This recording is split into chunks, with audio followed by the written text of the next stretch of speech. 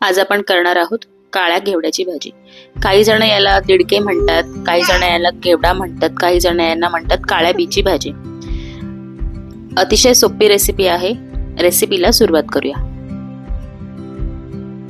तर भाजीसाठी मी इथे एक पॅन घेतला आहे आणि पॅन मध्ये 2 ते 3 चमचे असं तेल घेतले।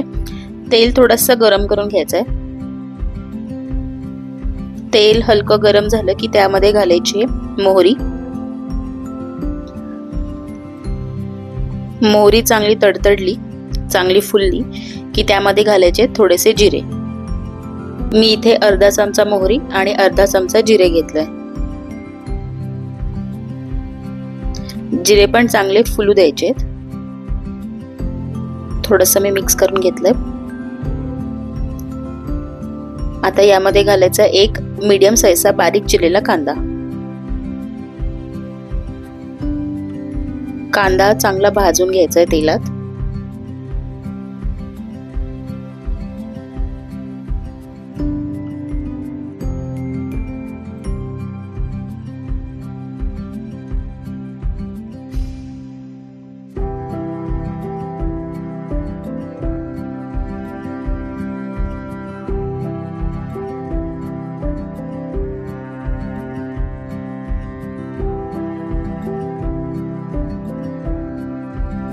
कांद्याला आता बघू शकता हलका सोनेरी रंग यायला सुरू झालाय।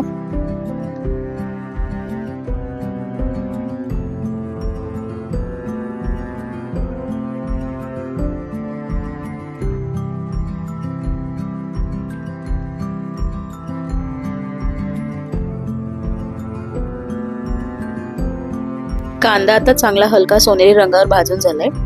आता यामध्ये घालायचे आहेत हे काळे दिडके।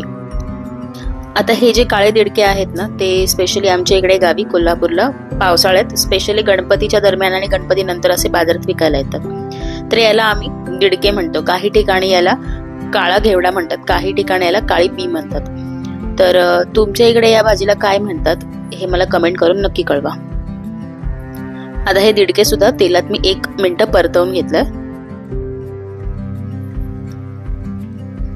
आता यामध्ये घालायचे बटाटे।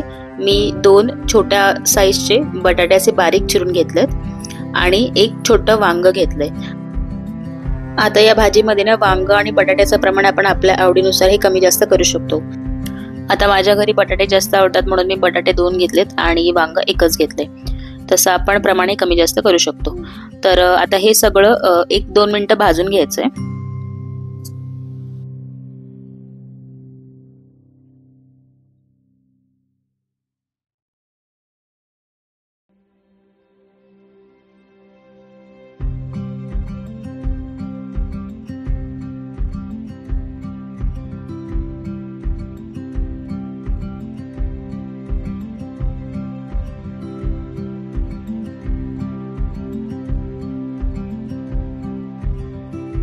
आता हे सगळं छान माझं तेलात परतवून झालंय। आता यामध्ये घालायचे चवीप्रमाणे लाल तिखट, म्हणजे आपली रेग्युलर जेवणाची चटणी। मी इथे 2 ते 2.5 चमचे घातले। जसं आपल्याला तिखट हवं असेल तसं आपण हे कमी जास्त करू शकतो। आणि यानंतर यात घालायचंय चवीप्रमाणे मीठ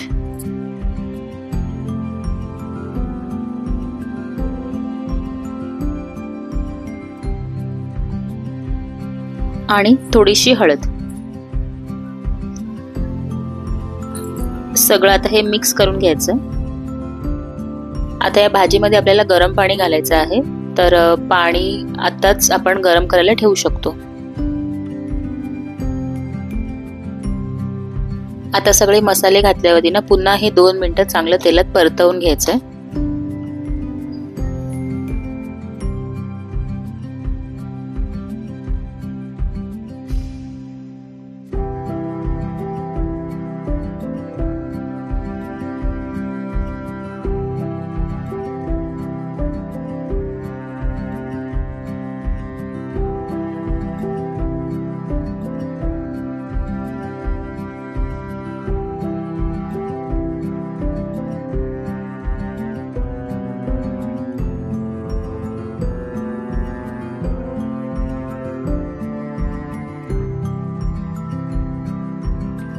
आता चांगलं 2 मिनिटं मी तेलात परतवून घेतलंय। आता यामध्ये घालायचंय गरम पाणी, सगळी भाजी बुडेल एवढं असं पाणी यामध्ये घालायचंय आणि चांगलं हे झाकून ठेवून शिजवून घ्यायचंय।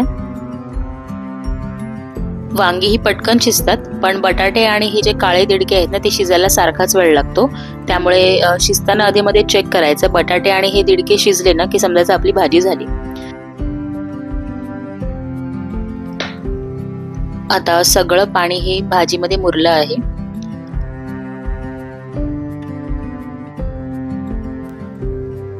मी जरासं हे हलवून घेते, म्हणजे खाली भाजी लागले की नाही ते कळेल।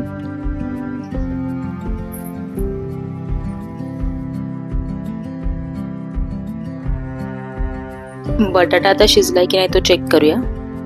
इझिली कट होतोय, बटाटा व्यवस्थित शिजलाय। आता दिडके शिजलेत की नाही हे 2 बोटांच्या मध्ये चिरडून बघते। इझिली कुस्करले जात आहेत, दिडके सुद्धा शिजलेले आहेत, म्हणजे आपली भाजी ही खाण्यासाठी तयार आहे। अशा प्रकारे साधी, सोपी, सरळ आणि झटपट होणारी काळ्या घेवड्याची भाजी तयार। तुम्हाला जर हा काळा घेवडा मिळाला तर नक्की करून बघा आणि कशी झाली भाजी हे कमेंट बॉक्समध्ये मला नक्की कळवा।